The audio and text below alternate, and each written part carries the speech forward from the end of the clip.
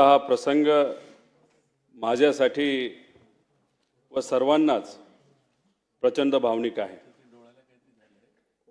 पवार साहेबांच्या बरोबर ज्यांच्याकडे बघून आम्ही राजकारणात प्रेरणा घेतली तो आमचा अभिमान स्वाभिमान, आमचा आधार माझे काका आणि महाराष्ट्राचे अजितदादा यांचा शोक प्रस्तावावर बोलण्यास मी आज या ठिकाणी उभा आहे। मुख्यमंत्री साहेबांनी हा शोक प्रस्ताव या ठिकाणी इथं मांडला आणि या प्रस्तावाला त्या ठिकाणी मी पाठिंबा देतो। जन्मतारीख 22 जुलै 1959, निधनाची तारीख 28 जानेवारी 2026, 66 वर्षे 6 महिने आणि 6 दिवस असा हा त्यांचा आयुष्याचा प्रवास। पायाखालची जमीन सरकणे काय असते ते 28 जानेवारीला आम्ही सर्वांनी तिथं अनुभवलं। अजितदादांचं कार्य समाजकारणाचं असेल, राजकारणाचं असेल, हे 40 वर्षापेक्षा जास्त आहे। माझं वय 40 आहे, म्हणजे माझ्या वयापेक्षा जास्त अनुभव हा अजित काकांचा राजकारणामध्ये त्या ठिकाणी होता। आणि या सगळ्या गोष्टींबद्दल काही मिनिटात बोलणं हे तसं सोपं नाही। कितीही पानं वाचली तरी त्यांचा राजकीय प्रवास, सामाजिक प्रवास, त्यांनी केलेलं कामं, जेवढं बोलेल तेवढं कमी आहे, अशी ही परिस्थिती आहे। 1982 मध्ये छत्रपती सहकारी साखर कारखान्याचे संचालक म्हणून ते निवडून आले। त्यावेळेस सुरू झालेला प्रवास हा 2026 पर्यंत राज्याचे उपमुख्यमंत्री म्हणून काही काळ अजून त्यांना मिळाला असतं, काही वर्ष त्यांना मिळाली असती तर या महाराष्ट्राचं सर्वात प्रमुख राजकीय स्थान म्हणजे मुख्यमंत्री सुद्धा अजितदादा झाले असते, असा विश्वास हा आम्हा सगळ्यांना महाराष्ट्रातल्या जनतेला अध्यक्ष महोदय त्या ठिकाणी आहे। या विधानसभेमध्ये आल्यानंतर अजून सुद्धा दादा कुठं बसलेत आमच्याकडे लक्ष ठेवून असतील। अधिवेशनामध्ये येत असताना अजून पण आपल्या सर्वांना आठवत असेल त्यांची कपडे घालण्याची स्टाईल, कधीतरी गॉगल घालणार, त्यांच्याबरोबर आमदारांचा घोळका, कार्यकर्त्यांचा घोळका। मीडिया बरोबर जर मी बोलत असेल तर मागून मिश्किलपणे एखादा टोमणा त्या ठिकाणी त्यांचं मारणं असेल। त्याच्याचबरोबर अधिवेशनामध्ये बसल्यानंतर कोण काय बोलतंय, शांतपणे अधिवेशनामध्ये या हाऊसमध्ये काय चाललंय हे बारकाईने अजित काका ते बघत असत।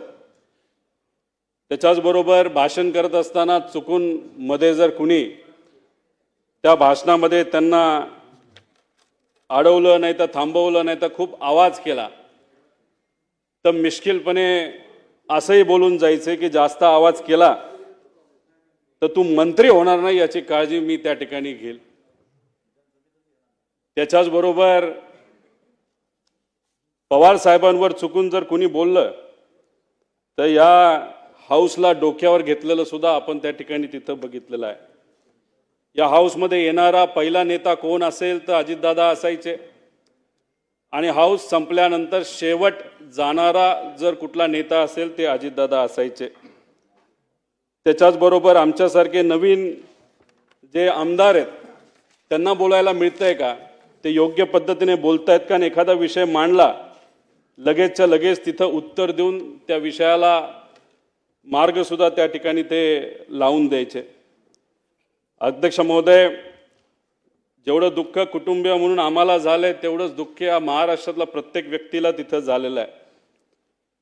आमच्या बॅचच्या सर्व आमदारांवर ते बारकाईने लक्ष ठेवत असत। कधी चुकलं, कधी काय चुकीचं घडलं, चांगलं भाषण केलं तर चांगले बोलायचे आणि जर चुकलं तर कहाणी त्या ठिकाणी धरायचे। अध्यक्ष महोदय, खरं तर अजितदादांवर बोलताना म्हणजे काय बोलायचं आणि काय नाही बोलायचं असं झालंय। खरं तर खूप काही इथं बोलू शकतो. अनेक लोकांनी आमदार असताना मंत्री असताना त्यांनी काय कामं केली ही सांगितलं, पण मला असं वाटतं की परिवारातला एक व्यक्ती म्हणून परिवाराच्या दृष्टिकोनातून ते कसे होते हे थोडक्यात सांगण्याचा मी इथं प्रयत्न करतो. अजित काकांचा जन्म हा अहिल्यानगर जिल्ह्यामध्ये राहुरी तालुक्यामध्ये प्रवरा देवळाली मधला. सुट्टीच्या वेळेस मामाकडे जायचे. त्यांना लहानपणी गोट्या खेळायला आवडायचे, पण त्यांचा एक स्वभाव होता, कुठलाही खेळ खेळत असताना जर एखाद्या वेळेस ते हरले, नाही तर आपण हरतोय असं दिसायला लागले, तर काही झालं तरी आपण जिंकायचं. कधी कधी तर असं काही व्हायचं की अख्ख्या कुटुंबाला त्याला तिथं थांबावं लागायचं, कारण का दादांची अशी परिस्थिती असायची की गोट्या माझ्या ज्या काय तिथं मी हरलोय खेळामध्ये, त्या परत एकदा मी जिंकणारच तरच बारामतीला तिथं जायचं. आणि चुकून जर तिथं एखादं भांडण कोणाबरोबर झालं तर दादा चिडायचे आणि मग बाकीचे त्यांना कुठेतरी सांभाळून घेण्याचा प्रयत्न करायचे. पण कधी कधी ते असंही म्हणून जायचे, असं मी ऐकलं माझ्या वडिलांकडनं, की जर मला कुणी मारलं तर मी अजिबात शांत बसणार नाही. त्याचा तोडीस तोड उत्तर त्यावेळेस लहान असताना ते त्या ठिकाणी द्यायचे.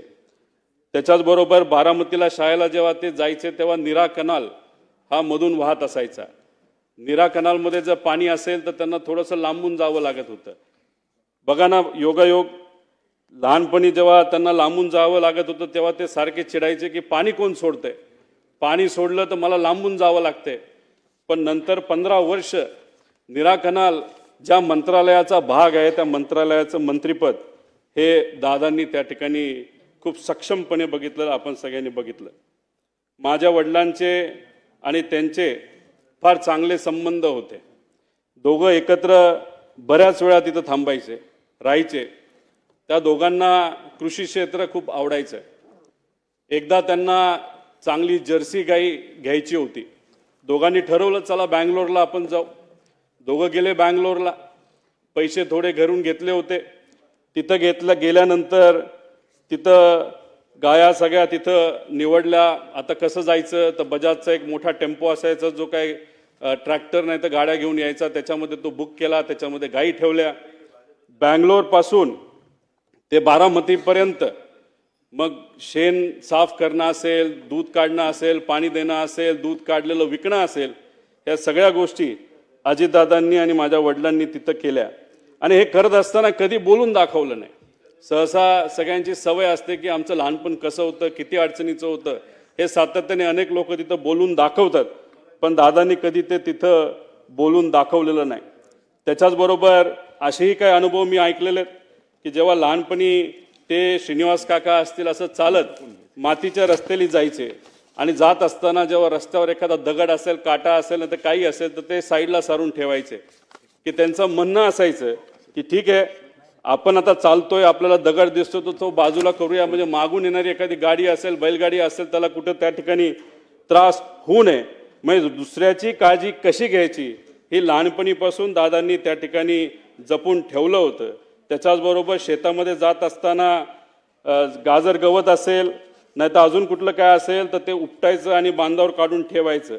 आणि लहानपणी कोल्हापुरात शहाजी महाराजांच्या शाळेमध्ये, राजश्री शाहू महाराजांच्या शाळेमध्ये त्या ठिकाणी गेल्यानंतर पुरोगामी विचाराचा पगडा त्यांच्या मनावर, ध्यानावर आणि विचारांवर त्या ठिकाणी बसला. अध्यक्ष महोदय, फार लहान म्हणजे कदाचित ते 18 ते 20 वर्षाचे असतील तेव्हा वडिलांचा अकाली निधन त्या ठिकाणी झालं. आणि ते झाल्यानंतर शेतीची पूर्णपणे जबाबदारी काकांवर तिथं आली. आणि त्याच्यामध्ये कष्ट कसे करायचे, शेतीत नवीन प्रयोग कसे करायचे हे कुठं ना कुठंतरी सातत्याने ते तिथं समजून घेत होते. त्याच्याचबरोबर अजितदादांच्या वडिलांचं निधन झाल्यानंतर अनंतराव आजोबा हे वारल्यानंतर पवार साहेबांनी दादांची फार मनापासून काळजी घेतली. स्वतःच्या पोटच्या पोरासारखं त्यांना त्या ठिकाणी वाढवलं. आणि दादांनी सुद्धा पवार साहेबांचा आदर हा शेवटपर्यंत त्या ठिकाणी ठेवला. त्याच्याचबरोबर जसे जसे अजितदादा स्वतःला सिद्ध करत गेले तसे तसे पवार साहेबांनी अधिकची जबाबदारी ही दादांवर त्या ठिकाणी टाकली. शेतीमध्ये बोलत असताना शेतीमध्ये नवीन टेक्नॉलॉजी आपल्याला कशी आणता येईल, यासाठी अजितदादा नेहमी तिथं प्रयत्न करत. एक तर अनुभव असा आहे की त्या काळामध्ये त्यांनी टमॅटोची शेती केली होती आणि ती शेती केल्यानंतर खूप चांगल्या पद्धतीचं उत्पादन आलं आणि त्यावेळेस 80,000 रुपये एवढे विक्रमी भाव त्यांना तिथं मिळाला होता आणि त्या बाबतीत पवार साहेबांनी आणि आसपासच्या शेतकऱ्यांनी सुद्धा त्यांचं अभिनंदन तिथं त्या ठिकाणी केलं होतं. अध्यक्ष महोदय, ह्या सगळे अनुभव का सांगतोय? कारण का जेवढं बोलू तेवढं तिथं कमी आहे. शेतकऱ्यांबद्दल अजितदादांना नेहमी आदर असायचा. शेतकऱ्याचा जी एक क्वालिटी असते की काही झालं तरी हार नाही मानायची, हीच क्वालिटी ही अजितदादांमध्ये अध्यक्ष महोदय त्या ठिकाणी होती. अध्यक्ष महोदय, राजकारणामध्ये आल्यानंतर त्यांनी खूप मोठ्या प्रमाणात कामं केलेली आपल्या सगळ्यांना तिथं माहिती आहे. पण राजकारणात येत असताना त्यांचं वय किती होतं तर फक्त 23 वर्षाचं होतं. 1982 मध्ये त्यांनी श्री छत्रपती सहकारी साखर कारखान्या निवडणुकीमध्ये तिथं डायरेक्टर झाले. तिथून त्यांची तिथं सुरुवात झाली. त्याच्यानंतर जिल्हा सहकारी बँक, शिक्षण संस्था, दूध संस्था, क्रीडा संस्था, खासदार, आमदार, मंत्री, कॅबिनेट मंत्री, विरोधी पक्ष नेते, अशा पद्धतीने विविध पदं भूषवली. पण त्या पदं भूषवत असताना खूप मनापासून त्या पदासाठी न्याय देण्याचा प्रामाणिकपणे त्यांनी त्या ठिकाणी प्रयत्न केला. कुठेही असं केलं नाही की मला हे पद मिळालं त्या पदाचा वापर फक्त मला झाला पाहिजे. सकाळपासून संध्याकाळपर्यंत लोकांच्या हितासाठी त्यांनी त्या ठिकाणी काम केलं आणि हे काम करत असताना त्या विभागाचे जे कुठले अधिकारी असतील त्या अधिकाऱ्यांना सुद्धा विश्वासात घेतलं. एखादा चांगला अधिकारी एखादी चांगली गोष्ट सांगत असेल आणि आपण मंत्री आहोत म्हणून त्याचा आवाज बंद करायचा नाही तर त्याला कमी लेखायचं, हे कधी दादांनी तिथं केलेलं नाही. आणि त्यामुळेच अधिकाऱ्यांमध्ये सुद्धा दादांबद्दल फार चांगली भावना ही शेवटपर्यंत त्या ठिकाणी राहिली. अध्यक्ष महोदय, दादांकडे जर आपण पदं बघितली तर अनेक मोठी पदं आहेत. त्या पदामध्ये म्हणजे फारच, पण बऱ्याच लोकांनी त्या विषयावर बोलल्यामुळे मी काही जास्त त्याच्यात बोलत नाही. फक्त एकच सांगतो, अजितदादांबद्दल बोलत असताना बऱ्याच लोकांना काही गैरसमज सुद्धा होते. दादांचा स्वभाव खूप कडक आहे असं लोक म्हणायचे. पण मगाशी जसं उदाहरण दिलं, दादा एका फणसासारखे होते, बाहेरून एकदम कडक पण आतून एकदम गोड, तसा त्यांचा तिथं स्वभाव असायचा. पण काही स्वार्थी व्यक्तिगत विषय घेऊन, बेकायदेशीर विषय घेऊन येणाऱ्या लोकांबद्दल मात्र ते चीड करायचे. पण एखादा सामान्य व्यक्ती त्यांच्याकडे आला तर लगेचच्या लगेच तिथं काम आपल्याला कसं करून घेता येईल याचं प्राधान्य ते नेहमी त्या ठिकाणी देत असायचं. त्याच्याचबरोबर असे काही जण म्हणायचे की त्यांना राजकारण सोडून दुसऱ्या कशातच रस नाही. पण एखादे चांगले चित्र असेल, चांगली कलाकृती असेल तर नक्कीच त्याला त्या ठिकाणी ते वेळ द्यायचे. चांगली गाणी, जुनी गाणी ही गायला ऐकायला त्यांना त्या ठिकाणी आवडायचं. त्याच्याचबरोबर त्यांना पिक्चर बघायला सुद्धा आवडायचं. पण बहुतांश पिक्चर त्यांचे ते आवडकीचे जे होते ते सर्व जुने पिक्चर होते. खरं तर मी मध्ये त्यांना विनंती केली होती की KGF पिक्चर हे तुम्ही बघा, रॉकी भाय. कारण की एका प्रचारामध्ये मी कुठेतरी बोलून गेलो, आजचे रॉकी भाई कोण आहेत राजकारणात, ते तर दादा आहेत. तर दादा म्हणले, हा कसला पिक्चर तू काढला? म्हणलं, दादा जेव्हा प्रचार होईल, आपण पिंपरी चिंचवडमध्ये सत्तेत येऊ, त्यानंतर आपण दोघं एकत्रित बसून तो पिक्चर बघू. पण ते स्वप्न माझं जे कुठलं छोटं असेल ते त्या ठिकाणी काही पूर्ण होऊ शकत नाही. अध्यक्ष महोदय, खरं तर अजितदादांची दुसरी बाजू, जेव्हा केव्हा एखादा कार्यकर्ता अडचणीत येतो तेव्हा ते मनापासून त्या कार्यकर्त्याला मदत करत असेल. आपण एखाद्या पदावर असलो काय नसलो काय, लोक जेव्हा अडचणीत असायची त्या लोकांना सुद्धा तिथं मदत ते सातत्याने त्या ठिकाणी करत होते. 2005 साली मांढरादेवी दुर्घटनेतील चेंगराचेंगरीत सुमारे 300 जणांचा मृत्यू झाला. अजितदादा लगेचच्या लगेच तिथं गेले. जी काय मदत आपल्याला शासनाकडनं, प्रशासनाकडनं आणि व्यक्तिगत करता येईल ती मदत तिथे असणाऱ्या लोकांना व त्यांच्या नातेवाईकांना तिथं केली. अध्यक्ष महोदय, पक्ष संघटना बांधणीमध्ये सुद्धा त्यांचं खूप मनापासूनचं लक्ष तिथं असायचं. कार्यकर्त्याला काय लागतं, कसं लागतं, त्यांना मदत कशी आपल्याला करता येईल. त्याच्याचबरोबर तरुणांना राजकारणाकडे आकर्षित करणं हे काय सहसा सगळ्यांना जमतं असं नाही. पण दादांच्या अवतीभोवती हे युवा कार्यकर्ते सातत्याने असायचे. अनेक युवा कार्यकर्त्यांना त्यांनी राजकारणामध्ये संधी दिली, आमदार बनवलं. आमदार झाल्यानंतर त्यांना मंत्री बनवलं. त्यामुळे नवीन कार्यकर्त्याला ताकद देणं हे दादांना खूप मनापासून त्या ठिकाणी माहीत होतं आणि त्यांची ती आवड असायची. निवडणूक कशी लढवावी, कुणाला उमेदवारी द्यावी, कुणाच्या बंडखोरीला छुपा आशीर्वाद द्यावा, सत्तेची मोठ कशी बांधावी, सत्ता कशी मिळवावी, सत्ता कशी टिकवावी आणि सत्ता कशी गाजवावी, हे अजितदादांकडनं आपण सर्वजण शिकू शकतो. अध्यक्ष महोदय, खरं तर दादा जे काम मिळेल ते आपण करायचं.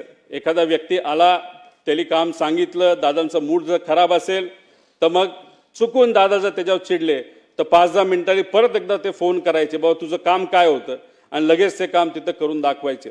पण त्यांना कुठेही इल्लीगल बेकायदेशीर काम हे कधीच आवडत नसायचं. त्याच्याचबरोबर संघटनेसाठी सुद्धा त्यांनी खूप मनापासून वेळ दिला. जेव्हा ते मुंबईत असायचे, गुरुवारी सकाळी 9 ते 12 वाजेपर्यंत मुंबईतल्या राष्ट्रवादी काँग्रेसच्या कार्यालयामध्ये ते बसून असायचे. त्यानंतर शनिवार आणि रविवार हा बारामती आणि पुण्यासाठी असायचा. मुंबईत जेव्हा अजित काका तिथं बसलेले असायचे, चुकून एखादा बारामतीचा कार्यकर्ता जर मुंबईत आला तर प्रेमाने त्याला सांगायचे, जेव्हा मी बारामतीत असेल तेव्हा तू तिथे ये, आता इथं येऊ नको, महत्वाचं काम असेल तर मी इथं करतो, थोड्या दिवस तू थांबायला काय तुला काय हरकत नाही. त्यामुळे वेळेचं योग्य असं नियोजन, समजा एखादी बैठकीची वेळ त्यांनी दिली असेल सकाळी 7ची तर 7ला बैठक चालू व्हायची, 7 ते 10 मिनिटाचा वेळ असेल तर 10ला ती संपायची म्हणजे संपायची. तिथं जाऊन उगाच दुसऱ्या गोष्टी बोलून चालत नसायचं. काम काय, अधिकाऱ्याला विचारायचे, हो होऊ शकतं का, होऊ शकत असेल तर कसं होणार, करायचं असेल तर कसं होणार, किती दिवसात होणार. म्हणजे एवढ्या कमी वेळात, म्हणजे आपण मंत्र्यांकडे जर आज बघितलं आणि त्यांच्या कार्यपद्धतीकडे बघितलं तर दादा एकुलता एक कदाचित मंत्री असा असेल की त्यांनी दिवसा 30 ते 40 बैठका घेतल्या असेल, वेळेत त्या तिथं संपवल्या असतील. आणि दादाने एक वेगळा पायंडा या राजकारणामध्ये काढला होता. सहसा आपण जर बघितलं तर बरेच नेते हे तोंडावर आपल्याला गोड बोलतात पण नंतर ते काम कधी होत नसतं.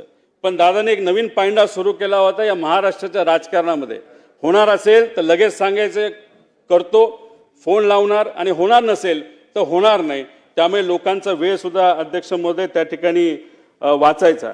त्याच्याचबरोबर मंत्री म्हणून जे सिंचन क्षेत्रातलं काम त्यांनी खूप मोठ्या प्रमाणात केलं. पाटबंधारे मंत्री असताना सुद्धा त्यांनी खूप मोठ्या प्रमाणात कामं केली. विदर्भासाठी, मराठवाड्यासाठी, पश्चिम महाराष्ट्र, कोकण, उत्तर महाराष्ट्र यासाठी त्यांनी तिथं काम केलं.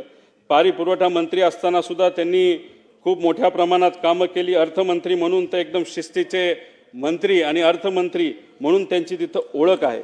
11 वेळा त्यांनी बजेट तिथं सादर केलं आणि ते करत असताना काटकसरीने आपल्याला राज्याची तिजोरी ही कशा पद्धतीने त्या ठिकाणी त्याचं नियोजन करता येईल हे दादांनी आपल्या सर्वांना दाखवून दिलं. कोरोना काळामध्ये आर्थिक अडचण असताना सुद्धा योग्य असं नियोजन करून या महाराष्ट्राचं जे आर्थिक घडी आहे ती त्या ठिकाणी बसवलेली आपण सर्वांनी तिथं बघितली. जिल्हा नियोजन समितीला भरघोस निधी दिला, आमदार निधीमध्ये मोठ्या प्रमाणात वाढ केली आणि ह्या सर्व गोष्टींमुळे या महाराष्ट्राच्या विकासासाठी खूप मोठ्या प्रमाणात मदत त्या ठिकाणी झाली.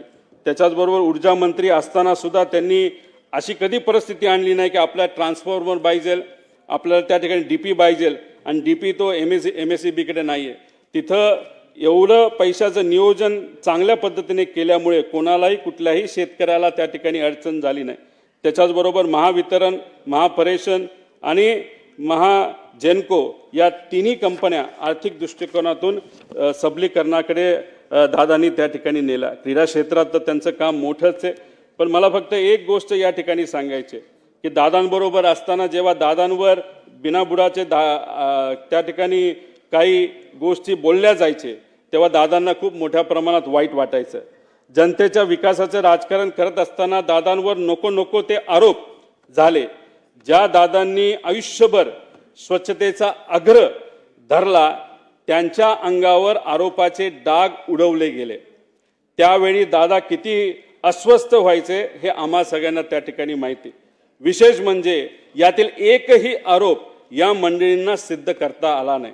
उलट ज्यांनी त्यांच्यावर आरोप केले त्यांनीच नंतरच्या काळामध्ये त्यांची प्रशंसा केलेली आपण सर्वांनी बघितली. मी खरं तर विनंती करतो की आज दादा आपल्यामध्ये नाही आहेत. जे आरोप झाले ते कधी सिद्ध झाले नाही, ते आरोपच होते, नाही तर राजकीय कदाचित भाषणं असू शकतात. आणि मग अशा पद्धतीने जर आरोप त्यावेळेस केले असतील तर आज दादा जर आपल्यात नसतील तर ते आरोप आणि ते डाग आज जर आपल्याला पुसता आले तर त्यासाठी प्रयत्न झाले पाहिजे. त्याच्याचबरोबर देवेंद्र फडणवीस साहेब हे दादांचे जिवलग मित्र म्हणून ओळखले जातात.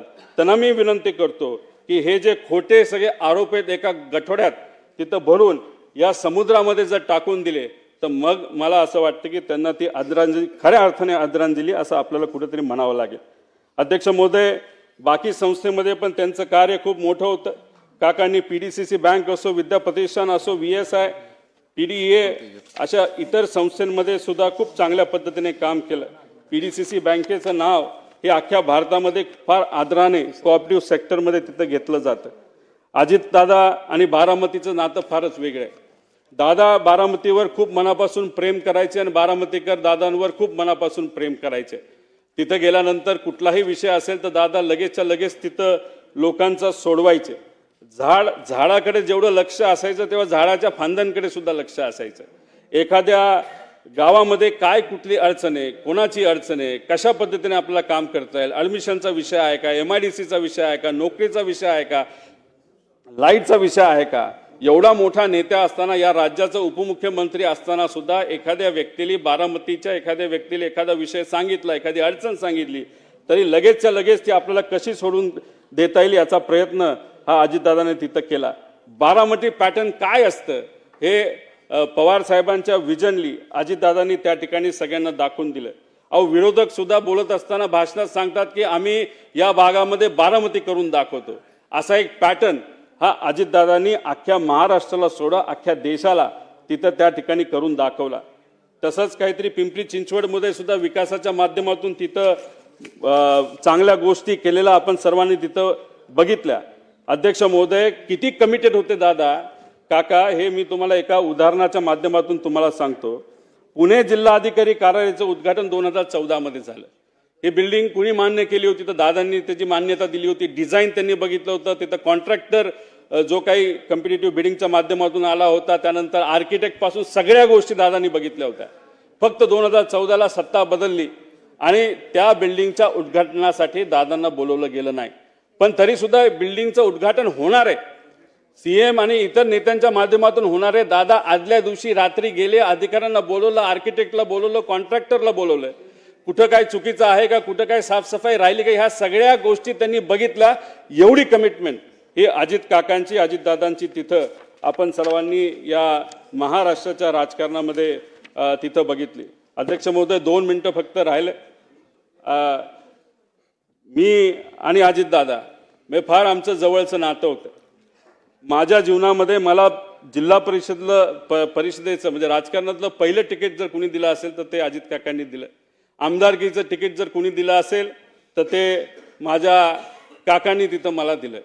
आमच्या परिवारामध्ये आमचे जे काका असतात ते पुतण्याचं लग्न तिथे ठरवतात. पवार साहेबांनी काकांचं ठरवलं आणि माझ्या काकांनी माझं तिथं ठरवलं. आणि ती गोष्ट कधी मी आयुष्यात विसरणार नाही. माझे होणारे सासरे त्यांना भेटायला गेले होते आणि त्यांनी विचारलं होतं, माझी मुलगी रोहितला मी देणार आहे, त्याबद्दल तुमचं काय मत आहे. 1 सेकंड सुद्धा त्यांनी तिथं लावला नाही. म्हणाले की होतकरू मुलगा आहे, कष्टाळू मुलगा आहे, विजन घेऊन चालतो, लगेचच्या लगेच तिथं लग्न करून टाक. आणि स्वतः आजारी असताना सुद्धा काका तिथं लग्नाला आले होते आणि तिथं आदरातिथ्य जर तुम्ही बघितलं तर त्यांच्याच मुलाचं लग्न आहे अशा पद्धतीने त्या दिवशी ते तिथं वावरत होते आणि त्या पद्धतीने त्यांनी तो आशीर्वाद तिथं मला दिला. अहो, जेव्हा पक्ष वेगळा झाला तेव्हा काही प्रमाणात दादांकडनं साहेबांबद्दल काही गोष्टी बोलल्या गेल्या असतील, आम्ही तिथं बोललो गेलो असेल. पण काही दिवसांपूर्वी जेव्हा काका आणि आम्ही सर्वजण बारामती हॉस्टेलला भेटलो होतो, आम्ही तिथं सातत्याने चर्चा करत होतो. गेल्या काही महिन्यांमध्ये दादांबरोबर फार जवळून काम करण्याची तिथं संधी मला मिळाली. एक विकास लवांडे नावाचा कार्यकर्ता आहे. अजितदादांवर अतिशय जहाल पद्धतीने त्यांनी टीका केली होती जेव्हा पवार साहेबांना सोडलं होतं. तेव्हा ते विकास लवांडेंना काही 1.5 महिन्यापूर्वी दादांना भेटवलं. दादा हे विकास लवांडे. तेव्हा दादांनी सांगितलं, मीच त्याला पक्षामध्ये आणलंय. अहो दादा, तुमच्या विरोधात त्यांनी खूप काय बोलले म्हणतो, तुम्हाला भेटायला घाबरतोय. तेव्हा दादा म्हणाले, अरे तू बोलला हे बरोबर आहे, पण मी पण बोललो होतो ना पहिलं दुसरं भाषण, त्यामुळे मी पण चुकलो, तू पण चुकला. आता काय नाही, आता आपल्याला एकत्र एका विचाराने त्या ठिकाणी काम करायचं. अशा मोठ्या मनाचे हे माझे काका त्या ठिकाणी होते. त्याच्याचबरोबर अध्यक्ष महोदय, शेवट काही गोष्टी बोलत असताना प्रशासनावर वचक असणारा नेता गेला, जाती धर्माच्या पलीकडे काम करणारा नेता गेला, सूर्याशी स्पर्धा करणारा नेता गेला, सूर्य उगवण्याआधी कामाला सुरुवात व सूर्य मावळल्यानंतर काम बंद करणारा नेता गेला. अजितदादांच्या जाण्याने महाराष्ट्राच्या राजकारणातील एक लोकनेता गेला, महाराष्ट्राच्या राजकारणातील रुबाब गेला, बेट्या म्हणून आव्हान देणारा ग्रामीण बाज गेला, महाराष्ट्रातील राजकारणाचा रांगडेपणा गेला, राज्याच्या राजकारणातील बेधडकपणा गेला, राज्याच्या राजकारणातील वेग आणि आवाका गेला, महाराष्ट्रातील राजकारणाचा जिवंतपणा गेला. सगळ्यात महत्त्वाचे राज्याच्या राजकारणातील मिश्किलपणा गेला. अजितदादा पवार नावाचा जादूगार हसवत हसवत संबंध महाराष्ट्राला निशब्द करून गेला. मला ते म्हणायचे की रोहित, तुझ्या झिपऱ्या वाढल्यात, जरा झिपऱ्या कमी कर.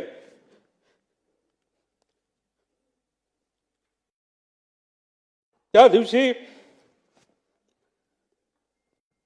एक आदरांजली म्हणून तिथं मी माझे केस कापले. ते मला म्हणायचे, तू जरा शारीरिक वजन वाढले, तू जरा शारीरिक वजन कमी कर, पण राजकीय वजन वाढव.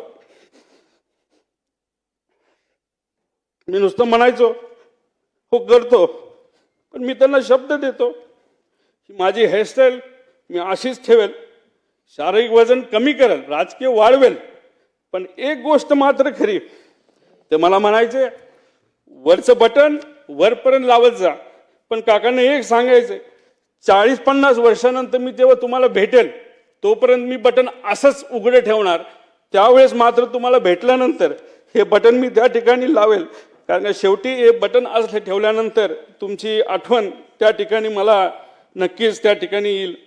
पण एक गोष्ट अजून आहे, 40-50 वर्षांनी जेव्हा अजित काकांची माझी भेट होईल तेव्हा हा माझा लढा जो मी आता त्या ठिकाणी लढत आहे आणि अख्खा महाराष्ट्र त्या ठिकाणी लढत आहे, तेव्हा अजित काकांसमोर ताट मानेले मी तिथं उभा राहील. आणि नक्कीच माझे काका माझ्या पाठीवर हात ठेवून म्हणतील लढलास बरं का. आणि या गोष्टी ऐकण्यासाठीच हा जो छोटासा लढा पण महत्त्वाचा लढा त्या ठिकाणी मी व सर्वांनी तिथं हातात घेतलाय, तो पूर्ण केल्याशिवाय राहणार नाही. आणि दादांच्या अपघातात जो कोणी जबाबदार असेल, जो कोणी दोषी असेल, त्याला तुरुंगात टाकल्याशिवाय आणि शिक्षा दिल्याशिवाय आम्ही तर त्या ठिकाणी शांत बसणार नाही. तो कितीही मोठा असला आणि कुणी काय असलं तरी आम्ही घाबरणार नाही. त्याच्याच बरोबर मला काकींना या ठिकाणी सांगायचं, काकी तुमच्या राजकीय पुढच्या प्रवासामध्ये या छोट्या कार्यकर्त्यांचं तुमच्या या पुतण्याचं जिथं कुठं तुम्हाला मदत लागेल ती मदत करण्यासाठी मी सदैव त्या ठिकाणी तयार असेल. एवढंच या ठिकाणी सांगतो, जेवढं बोलेल तेवढं कमी आहे. पण आमच्या या काकांच्या विचारावर, काकांच्या स्टाईलनी मी नक्कीच येणाऱ्या काळामध्ये लोकांच्या हितासाठी, महाराष्ट्राच्या हितासाठी त्या ठिकाणी काम करत राहील. धन्यवाद. रामकृष्ण.